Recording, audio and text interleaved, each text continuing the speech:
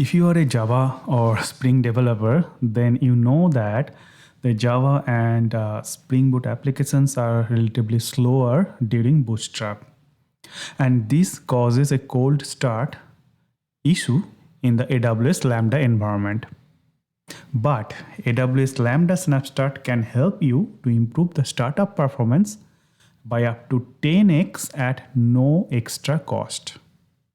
In this video, we'll see what Lambda SnapStart is and how it helps to improve startup performance.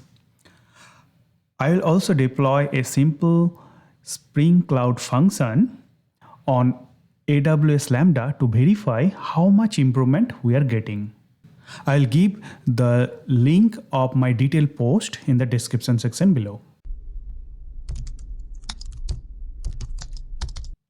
Let me quickly walk you through the lifecycle of Lambda execution environment. Mainly, there are three phases in the lifecycle of Lambda execution environment: init, invoke, shutdown. Init or initialization phase creates the execution environment. It downloads functions code, Lambda layers, then it bootstraps the runtime environment, runs the functions initialization code. And function initialization code is whatever is written outside of the handler method. And then in the invocation phase, where Lambda executes the handler method. Once initialized, Lambda maintains the execution environment for some time, and for consecutive requests, it reuses the same execution environment, and this is called warm start. If no invocation happens for a certain period of time, then Lambda invokes the shutdown phase and removes the environment. Now, if any request comes to Lambda, it needs to go through init phase again, and this is called cold start. Function initialization duration is significantly higher for Java-based application because of class loading, linking, initialization, and heavy use of reflection for runtime dependency injection, component scanning, auto configuration, etc. by Java-based frameworks like Spring. And finally, just-in-time compilation or JIT compilation, where bytecodes gets converted into native machine code at runtime. And all these things adds to this init duration and results in cold start requests. For the demo, I wrote a simple Spring Cloud function, just one line. So it will take the name, print hello, and then name. Just a simple greeting message. I'll share the link of the GitHub repo in the description section below. First, we'll deploy this small function in AWS Lambda, and then we'll test and we'll check how much it takes in unit duration for cold start request. So let's build it. Once build is done, let's go to build, libs, and there you will see one flat jar which ends with -AWS. So we are going to deploy this one. In case you are wondering why I'm picking up this one instead of picking other two jar, the reason is that in the build Gradle file, I have used that AWS this word as archive classifier for shadow jars. So basically, whatever this is building, it will append this -WS archive classifier, and we are going to deploy this one in AWS Lambda. Into AWS console, go to Lambda, create a new function, say Spring Boot AWS SnapStart demo, choose the runtime environment, Java runtime, then create function. Lambda function successfully created. Let's upload the code, upload zip, then upload. Now go to build directory, then libs, then select the jar that ends with AWS archive classifier. Click save. So successfully updated. Now let's now click test. Now create a test event T1, pass that event JSON, which basically takes one input with attribute name. Now if we click test, we see some error and it says class not found, example hello. Okay, so it's trying to find that handler method here. So let's go to code, runtime settings, click edit. You can see it is trying to find that Lambda handler here, but Spring Cloud function adapter for AWS provides one generic handler to invoke Lambda function. So we need to provide that class. So I already kept it here. AWS FunctionInvoker handleRequest. So let's copy this one and paste it here. Click save. Then go back to test and click test. Now execution is successful. Expand. Here you will see the init duration is 4.7 seconds and actual execution is 866 millisecond. So when the request comes for the first time, it will take 4.7 seconds to initialize the environment. Then it will actually execute the code. So for cold start, its experience is not that great because of this initialization duration. If we invoke it once again, we can see there is no init duration. We can only see the duration of 2.6 millisecond. Here Lambda is reusing already initialized environment and this is warm start request. Now if I wait for some time and then test it again we can see 4.2 seconds of init duration. So basically there was no invocation for a certain period of time. So Lambda released that environment and subsequent request becomes cold start request. And here you can notice that build duration does not include this init duration. So from cost perspective, it is okay, but from performance perspective, it may not be a pleasant experience. Lambda SnapStart helps to boost the startup performance for cold request. If Lambda SnapStart is enabled, init phase happens when we publish a Lambda function version. We already went through init phase, invoke phase, and shutdown phase, but for Lambda SnapStart, there is one more phase called restore phase.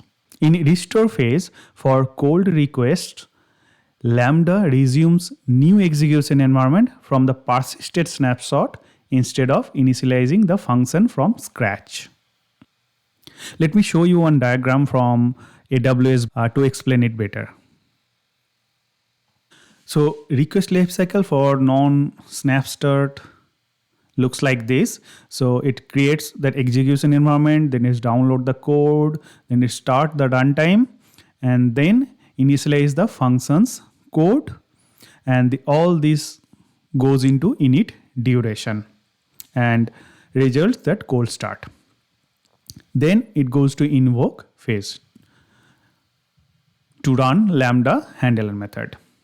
But in case of SnapStart, it simply resumes the environment using that persisted snapshot. So there is no init phase here for SnapStart, and which results this performance boost.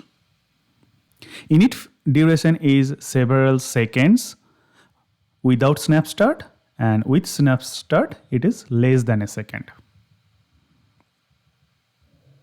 So that is how Lambda SnapStart help to improve the performance up to 10x. This diagram shows what happens when we publish a Lambda function version with SnapStart enabled. It basically initiates this initialization phase and create a Firecracker micro VM snapshot, encrypt that snapshot and cache it for future use. So let's say when cold request comes for this Lambda function, instead of creating that environment from scratch, it simply resume that micro VM snapshot and start invoking Lambda handler. Let's go to configuration.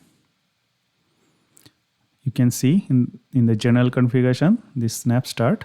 So click edit. Scroll down, you'll see SnapStart. Click the drop down, you'll see published versions. So you can enable SnapStart only for published versions. So let's select it. Also, you can see supported runtimes are Java 11 and Java 17. Let's save. So successfully updated. Now publish a new version. Click publish.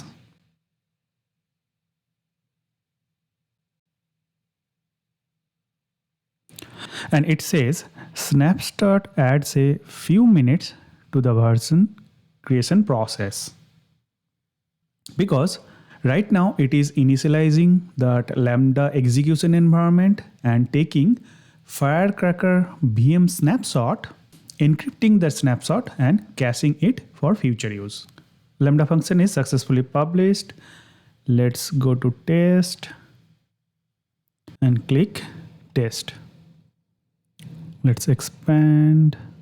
Now we can see there is no init duration, but two new fields added: build restoration duration and restoration duration. Restoration duration is the time it takes for Lambda to restore snapshot, load the runtime and then run the runtime hooks. And build restoration duration is the time it takes to load the runtime and run the hooks. You'll see build restoration duration is less than restoration duration because the time it took to restore the snapshot is not built here. Now it's time to check the performance part. Previously it took init duration 4893 and duration 935, and which makes total 5920. And later with SnapStart it took restore duration 363 and duration 743, which makes total 1106. So startup performance boost is like 5920 divided by 1106, which comes around 5.34x. For heavier application with lots of dependency injections, dependency libraries, then you will see more improvement. In case you are wondering how long these snapshots will be stored, there are two situations where snapshots will be deleted. One, if you delete the function or function version, and second, if Lambda invocation does not happen for 14 days. Now you are thinking what will happen if we invoke that function after 14 days. Lambda will return SnapStart not ready exception in the response, and it will begin the process to initialize the new snapshot. So we need to wait until it is in active state. There are some differences with Cloudwatch log stream format for SnapStart enabled functions. For initialization log, you will not see any init duration field because initialization already happened when we publish that function. For SnapStart enabled function, the init duration field will be part of init report record. Invocation logs. When a new execution environment is created, the report includes restore duration and build restore duration. For non-SnapStart Lambda function, report includes init duration. For Lambda SnapStart, report includes restore duration and build restore duration. When we take snapshot of memory or disk state of any execution environment and restore it back to reuse, we must consider the implications of the snapshot and restore process on our applications. Note, here we are dealing with the frozen state of earlier execution environment. I will highly recommend you to go through these best practices to avoid unpredictable behavior in your application. I would like to cover the difference between Lambda SnapStart and Provisioned concurrency to avoid some confusion. Lambda SnapStart helps to improve startup performance for latency sensitive application up to 10x at no extra cost. On the other hand, Provisioned concurrency helps to eliminate cold start for your application, but Provisioned concurrency incurs charges. And we generally use Provisioned concurrency if application has strict cold start latency requirement. And just remember, you cannot use both SnapStart and Provisioned concurrency on the same function. Let's try this. Let's go to configuration, then Provisioned concurrency, edit. Let's try one. Save. It says the operation cannot be performed at this time. Provisioned concurrency is not supported for SnapStart enabled functions. That's it for today's video.